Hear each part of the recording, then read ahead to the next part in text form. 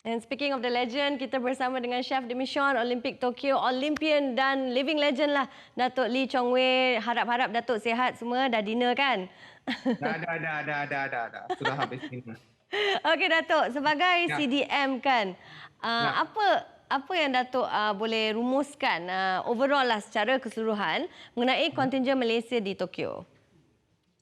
First of all, I want congratulations all the athlete is safe and healthy. Is back in Malaysia. This is more important. Ya.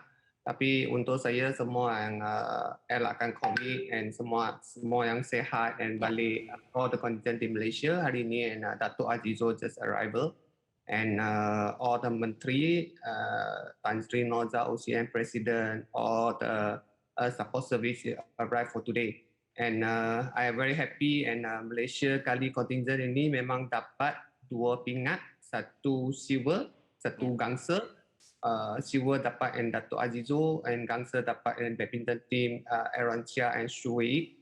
I think this is satu kita mau compare yang 2016 Rio Olympic, memang Rio Olympic luar biasa untuk negara kita dapat 4 silver, 1 gangsa. And kita mau capaikan untuk this I think this result not easy. I think Olympic in selama ini I think the best result I think is Rio, tak salah saya.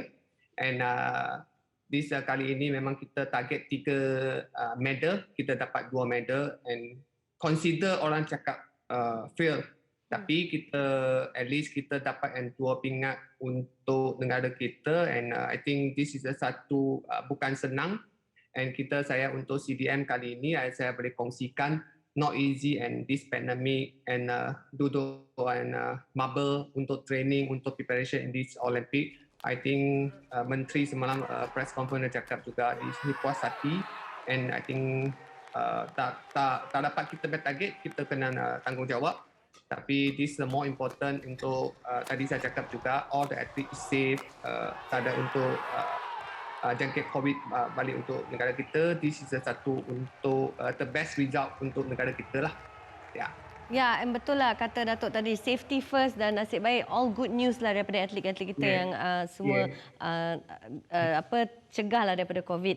Okey, kita masih menantilah pingat emas Olimpik untuk Paris 2024. Sukan manakah pada pendapat Datuk yang ada peluang paling cerah untuk mendapatkan pingat emas? Adakah pada pendapat Datuk basikal track or maybe badminton?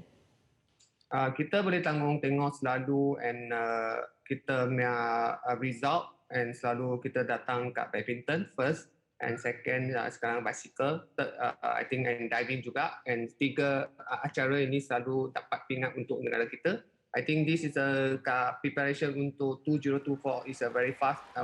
Tan Sri also cakap only 3 tahun. Ya, kita 3 tahun is I think this is the start. Kita sekarang kena plan untuk preparation untuk youngster.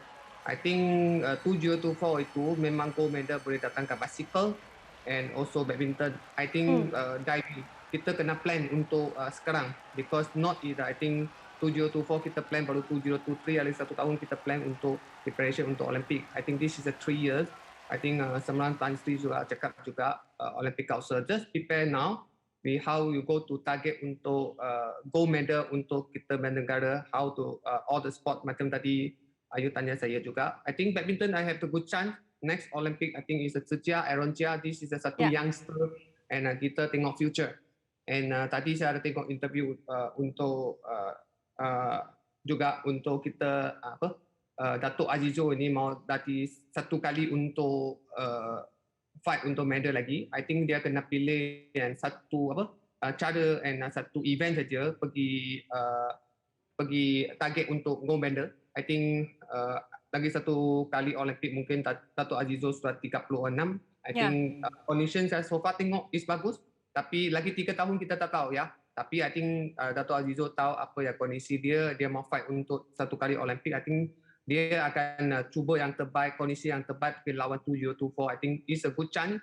Tapi untuk saya memang kita kena prepare lah. Bukan yang association saja. MSN, ISN untuk Olympic Council untuk plan untuk all the association just start focus now.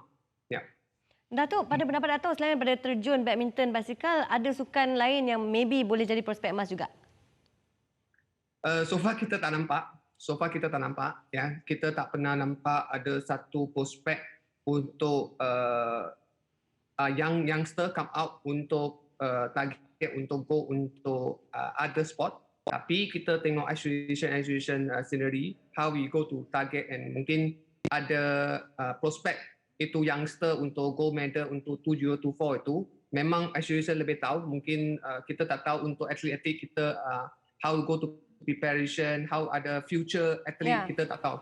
Untuk tanya saya memang tak tahu, because saya ada mungkin saya keluar kat badminton team. I think you tanya saya badminton, mungkin saya lebih tahu untuk badminton team. Akan ada sport, mungkin kita boleh tengok terjun, kita boleh nampak kali ini Pita, and mungkin satu luar biasa umur 22, tapi dia satu capai luar biasa untuk number 4. I think dia yang satu untuk prospek juga medal untuk kali 2024 untuk Paris Olympic ni.